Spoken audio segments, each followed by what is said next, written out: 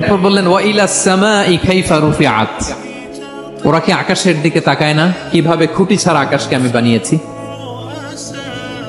আপনারা যখন বিমানে চড়েন তখন কি শুধু ভিডিও করতে থাকেন নাকি, মেঘের ভিডিও, আকাশের ভিডিও?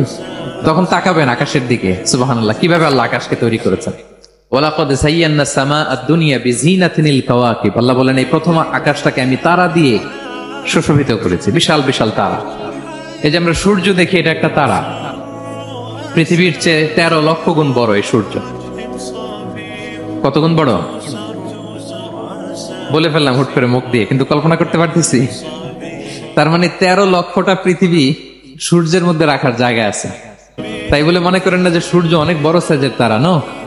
সূর্য এই মহাশূন্যের খুব ছোট্ট সাইজের একটা তারা। সূর্যের চেয়ে লক্ষ কোটি গুণ তারা আছে। যে সূর্য পৃথিবীর চেয়ে 13 লক্ষ গুণ বড়, সূর্যের চেয়ে কোটি গুণ বড় তারা আছে। এরকম লক্ষ কোটি কোটি তারা নিয়ে আমাদের গ্যালাক্সি মিল্কি ওয়ে, এরকম কোটি কোটি গ্যালাক্সি আছে। সুবহানাল্লাহ, কোটি কোটি গ্যালাক্সি নিয়ে আমাদের এই প্রথম আকাশের মহাশূন্য। তার মানে পুরো প্রথম আকাশটাকে যদি একটা মানচিত্র দেয়া হয়, ওইখানে মাইক্রোস্কোপ দিয়ে পৃথিবীকে খুঁজে পাওয়া যাবে না। আই রিপিট, পুরো প্রথম আকাশটাকে যদি একটা বড় মানচিত্র বানানো হয়, আমরা যে পৃথিবীতে আছি, মাইক্রোস্কোপ দিয়েও এটাকে খুঁজে পাওয়া যাবে না।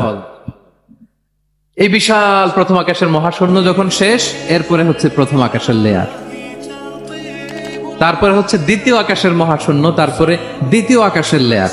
বিষ্ণু ইসলাম বলেন দ্বিতীয় আকাশের তুলনায় প্রথম আকাশটা কত ছোট শোনো। সাহারা মরুভূমির মধ্যে যদি তোমার হাতের আংটি ছুঁড়ে ফেলে দাও, পুরো মরুভূমির তুলনায় তোমার হাতের আংটি যত ছোট, আল্লাহর দ্বিতীয় আসমানের তুলনায় প্রথম আসমানটা ঠিক তত ছোট। আবার তৃতীয় আসমানের তুলনায় দ্বিতীয় আসমানটা ঠিক ওই রকম। আবার চতুর্থ আসমানের তুলনায় তৃতীয় আসমানটা ওই রকম। এইভাবে 7 আসমান, এরপরে আল্লাহর কুরসি, মাউদাউল কাদামাইন, যেখানে আল্লাহ তার কুদরতি পা রাখেন। তো 7 আসমানটা যত বড়, পুরো সাহারা মরুভূমির মধ্যে আংটি ফেলে দিলে